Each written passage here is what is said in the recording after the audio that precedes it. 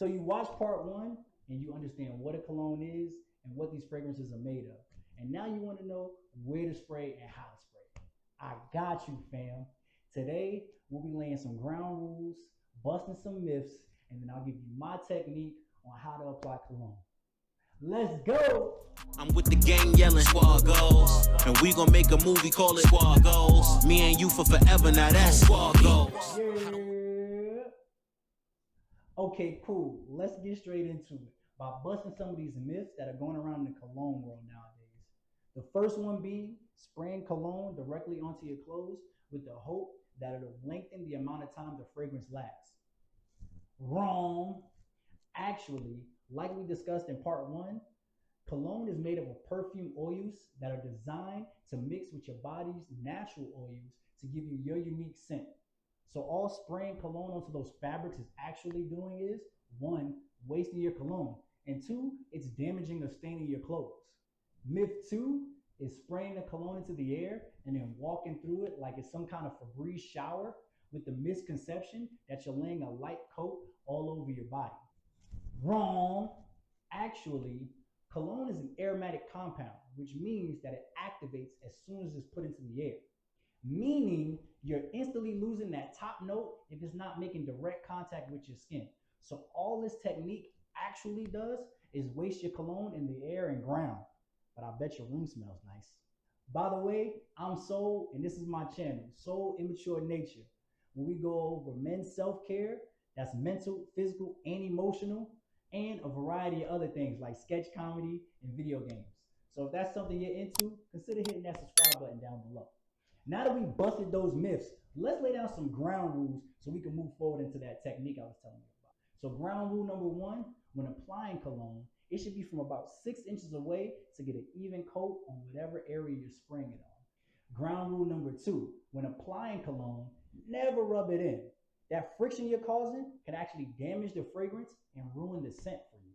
And rule number three, and listen closely because this is the most important, is cologne should never be announced. It should be discovered. Understand that cologne is a game of nuance and finesse. You never want your cologne to overpower somebody's senses once you walked in. Now that we laid down those ground rules and busted those myths, we can move forward into the application technique that I've been telling y'all about. This technique that I like to use is called a 3 to 10 rule. And this is a building technique, so just bear with me as we go through it. But with consideration for the proper occasion and strength of your cologne, it'll work wonders for you. Trust me. So I know we covered that cologne should be sprayed 6 inches away from your skin, but I also should have mentioned that it should be placed on pressure points and pulse points around your body. So starting out with our three, we have behind the neck or behind your ears, here located at your pulse points, and the back of your neck. So these 3 points keeps the fragrance in that intimacy area, which is your head, lifted up and lingering in your conversation. Next is 5. Like I said, this technique builds upon itself. So you have our first 3, which is behind the ears and the back of the neck. Then you add in both shoulders, trying not to overpower my scent, but again, keeping that scent in that intimacy area, which is my head. Next is 7 and 9.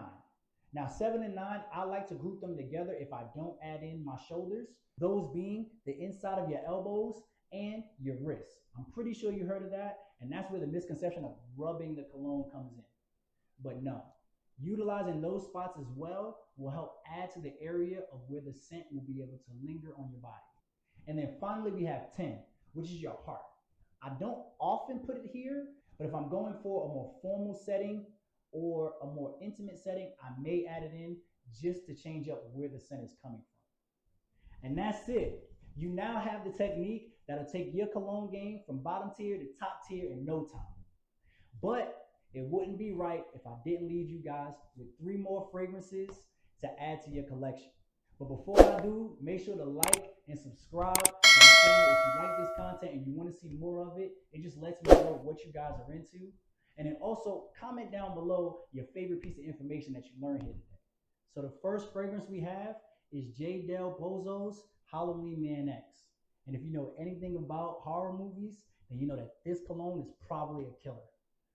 All honesty, it's a very calming scent that I like to wear to group functions or crowded events because it doesn't overpower the room, but it lingers enough to still get good reactions. The second scent we have is Michael Malul's Visionair Midnight Blue. Now, this is a fruitier scent that I believe works best for those cookouts or backyard functions that we all getting ready for. The third scent is Azzaro's Wanted by Night. Now, this is a more grown man, earthier scent that I definitely will wear to any kind of business meeting or formal occasion where I have to be dressed up. Just consider this your three-piece suit. And that's it. I've given you the tools to carry yourself to the next level. We've gone over what a cologne is. We've gone over how to spray it, laid some ground rules, and busted some myths. Stay tuned to part 3, where I give you a tier list of colognes to help you along your journey. And I'm gonna holler at you guys later. I'm with the gang yelling squad goals, and we gon' make a movie call it squad goals. Me and you for forever, now that's squad goals.